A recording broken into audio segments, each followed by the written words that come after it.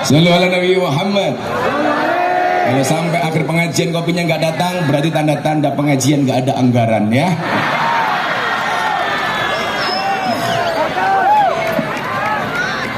Bagaimana cara mencintai Nabi yang paling sederhana? Man ahya sunnati faqad ahabbani. Barang siapa menghidupkan sunnahku, berarti dia telah mencintaiku. Wa man ahabbani, dan barang siapa mencintaiku, kana ma'i fil jannah, maka dia akan di surga bersamaku. Nah, Bapak Ibu, saya sering ditanya begini, Gus, kenapa kalau pengajian kok dibuat santai dan menyenangkan? Jawaban saya sederhana. Bapak Ibu tahu nggak? Orang yang datang ke klub malam itu orang susah apa orang senang? Orang senang, Anda salah. Orang susah yang mencari senang. Makanya namanya dunia hiburan malam. Kenapa mereka datang? Karena cari hiburan. Di mana hiburannya? Di puskesmas, pusat kesenangan emas-emas. Apa yang mereka lakukan? Karaoke. Kantor rock dibuka, oke.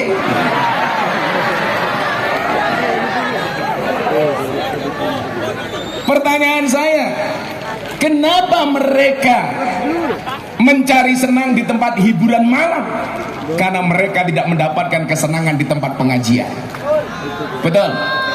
Makanya pengajian harus dibuat menyenangkan. Kenapa? Kalau ngajinya sudah senang, gak akan mencari kesenangan di tempat maksiat. Betul? Imam Abu Hasan As-Sadili mengatakan apa? Kalau kamu punya guru, gurunya gak bisa membuat tertawa, tinggalkan.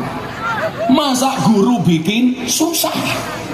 Padahal saya tahu Anda datang ke sini dengan berbagai macam problem. Ada yang punya masalah rumah tangga, betul? Ada yang habis dihajar sama suaminya, betul? Makanya pelajaran dari Lesti itu satu, ibu-ibu tolong jangan kurus, gampang dibanting sama suami. Pelajarannya itu. Makanya kalau bisa badannya besar kayak Mbak Ida Fauziah. Santai Mbak Ida, Bu Menteri ini sebenarnya nggak gemuk kok, karena ada teori yang mengatakan 100 kg di bumi itu sama dengan 30 kg di Mars.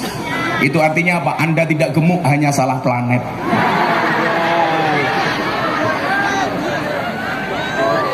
Lagian sekarang cewek gemuk lebih diminati daripada cewek seksi. Kalian tahu kenapa alasannya? Karena cewek seksi hanya fokus kepada penampilan, tidak pernah fokus kepada perasaan.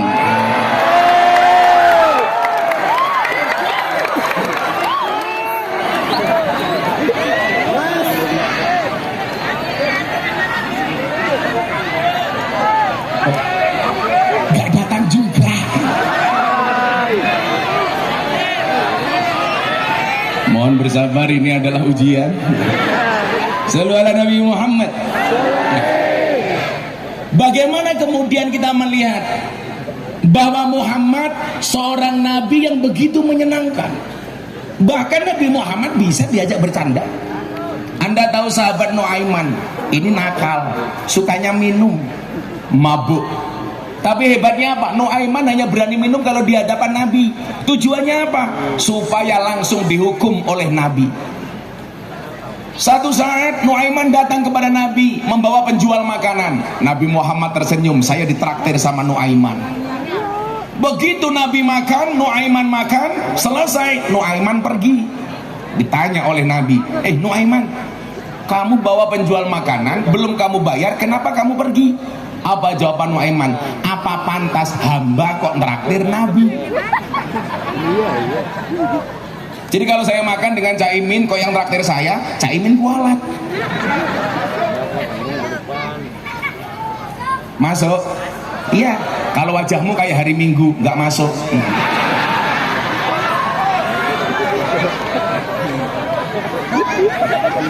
Malah jawab, oh tenan.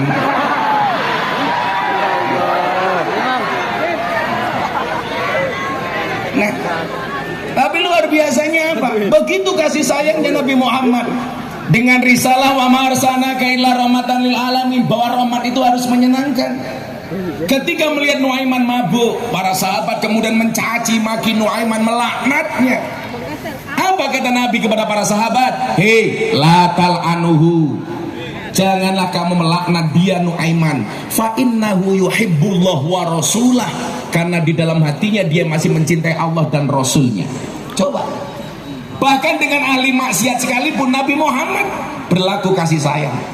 Itulah dasar 22 tahun yang lalu saya datang ke klub malam dan lokalisasi, karena saya membaca cerita ini.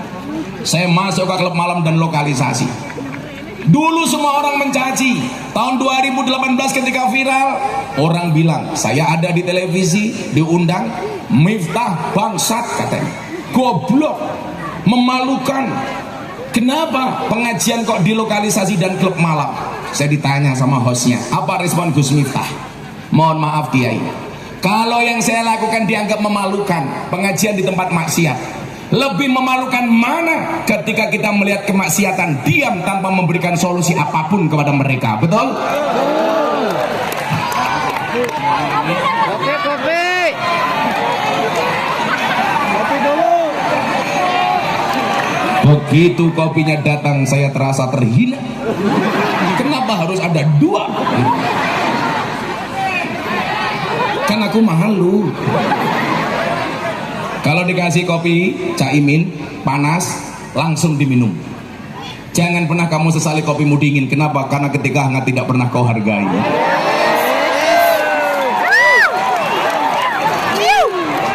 Nah, biasanya kalau Anda sowan kiai, itu bawa air putih minta didoakan supaya airnya berkah. Itu pula yang ditanyakan sama Atta Halilintar ketika podcast sama saya, apa hukumnya minta doa dari kiai untuk air putih atau air yang lain? Karena menurut profesor dari Jepang, air yang didoakan berbeda dengan air yang tidak didoakan. Lah, apa doa yang dibaca oleh kiai biasanya? Mumpung ketemu, kalau kalian nggak ketemu kiai, tolong dibaca sendiri. Anaknya berangkat sekolah, bawakan air putih, bacakan doa ini. Anaknya masak sayur, bacakan doa ini. Insya Allah airnya akan menjadi obat. Doanya apa? Dibaca bareng-bareng. Bismillahirrahmanirrahim. Allahumma ja'al hadal ma' syifaan likulli da'in innaka ala kulli syai'in qadir. Dibaca, artinya apa? Ya Allah, jadikanlah air ini obat dari tiap-tiap penyakit. Sesungguhnya Engkau maha kuasa atas segala sesuatu. Kalau waktunya senggang, sebelum diminum dibacakan Fatihah. Al-Fatihatu liman quri'at lahu. Fatihah itu bagi siapapun yang mau membacanya. Fatihah itu hebat. Anda punya kopi panas, bacakan Fatihah 100 kali, langsung dingin.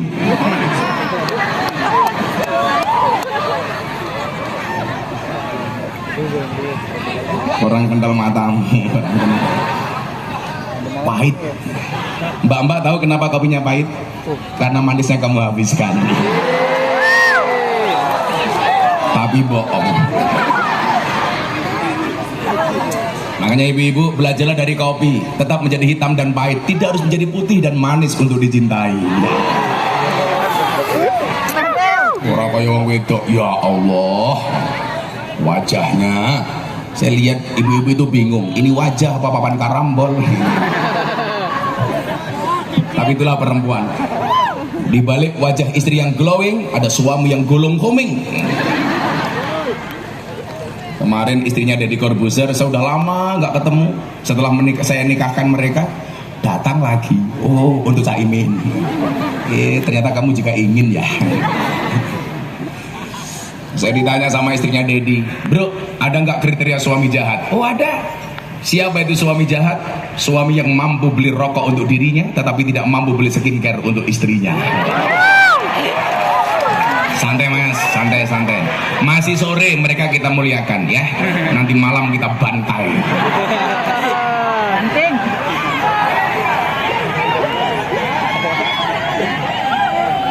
Happy saja itu. Pokoknya ngaji sama Gus Miftah nggak boleh susah, betul? Apalagi ada panglima santri. Amin Allahumma amin. Jadi bagaimana kemudian hidup ini dibuat santai, dibuat indah? Coba. Orang menikah itu tujuannya apa? Sakinah. Sakinah itu apa? Ayem. Makanya adik-adik coba, menikahi orang yang kita cintai itu pilihan, tapi mencintai orang yang kita nikahi itu kewajiban. Saya ulangi, menikahi orang yang kita cintai itu pilihan, tapi mencintai orang yang kita nikahi itu kewajiban.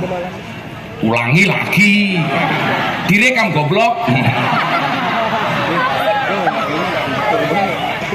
Saya supaya kamu segera menikah. Nah, ingat, kalau kamu hari ini mengatakan saya miskin Gus belum bisa menikah, santai. Orang menikah itu membukakan dua jalan. Satu, jalan rezeki. Dua, jalan bayi matamu barokah.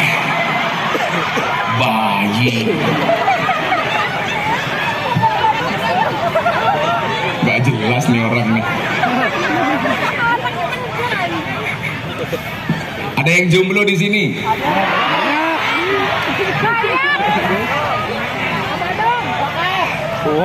Panitianya jomblo. Allah mengatakan dalam Ar-Rum 21, wa min ayati an khalaqalakum min anfusikum azwajan. Allah menciptakan manusia berpasang-pasangan, betul? Itu artinya kalau kamu tidak punya pasangan, jelas kamu bukan manusia. Makanya hari ini yang jomblo saya doakan sejomblo-jomblonya kalian segera berakhir. Amin. Di mana berakhirnya? Kalau tidak di pelaminan, minimal di pemakaman. Nah, orang menikah itu tujuannya bahagia, sakinah. Sebenarnya bahasa sakinah mawaddah warahmah itu nggak pas. Justru mawaddah dan rohmah menjadikan dia sakinah. Jangan dibalik. Dilandasi dari rasa cinta. Cinta dari mana? Dari pandangan mata dan dari hati yang bahagia. Dulu saya debat sama Deddy Corbuzier itu soal apa? Deddy tanya sama saya, Gus, kenapa banyak ajaran Islam yang tidak rasional, tidak masuk di akal? Contohnya apa, bro? Dia bilang, contoh Nabi Muhammad naik ke langit ke-7, mustahil, unbelievable dia bilang. Nabi Musa memukul lautan jadi jalan, unbelievable.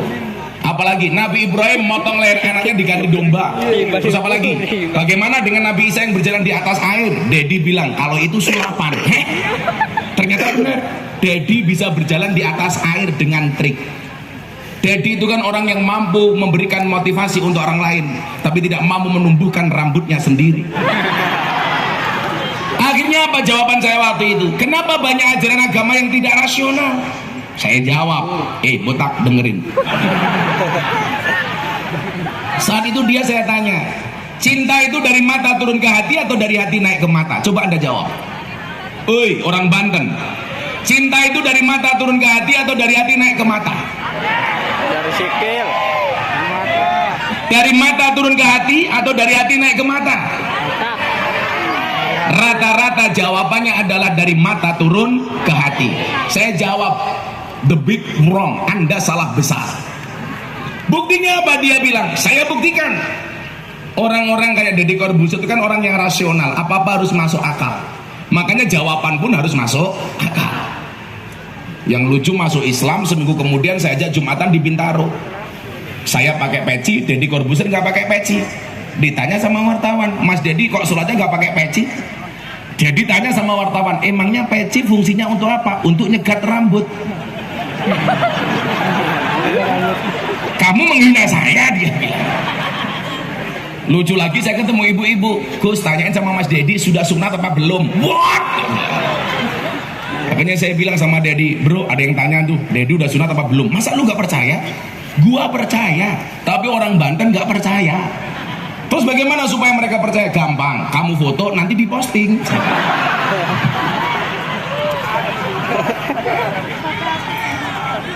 Shallallahu alaihi Nabi Muhammad. Nah, kenapa semua ajaran agama itu tidak rasional? Saya jawab sama Deddy, kalau kamu jawab cinta itu dari mata turun ke hati, Anda salah. Salahnya di mana? Kalau cinta itu dari mata turun ke hati, berarti selamanya kamu tidak akan pernah mencintai Allah. Kenapa? Karena matamu tidak pernah melihat Allah. Kalau cinta itu dari mata turun ke hati, maka selamanya kamu tidak akan pernah mencintai Nabi. Kenapa? Karena matamu tidak pernah melihat Nabi. Lebih konkret, kalau cinta itu dari mata turun ke hati, maka orang buta itu tidak akan pernah merasakan indahnya cinta. Kenapa? Karena orang buta tidak pernah melihat pasangannya. Tapi buktinya mereka jatuh cinta, nikah, hamil bro, hamil, nggak salah jalan. Apa? Diparkir. Dituntun. Masa mau kelon Sherlock? Iya bener. Mau kalah. Artinya apa? Orang belajar agama itu akal yang mengikuti hati atau hati yang mengikuti akal? Akal yang mengikuti hati. Karena akal bisa bohong, hati nggak bisa bohong. Itulah kenapa ayat pertama yang diterimakan kepada baginda, Iqra bismi rabbik. Iqra itu dimensi akal, bismi rabbik itu dimensi hati. Iqra itu intelektualitas, bismi rabbik itu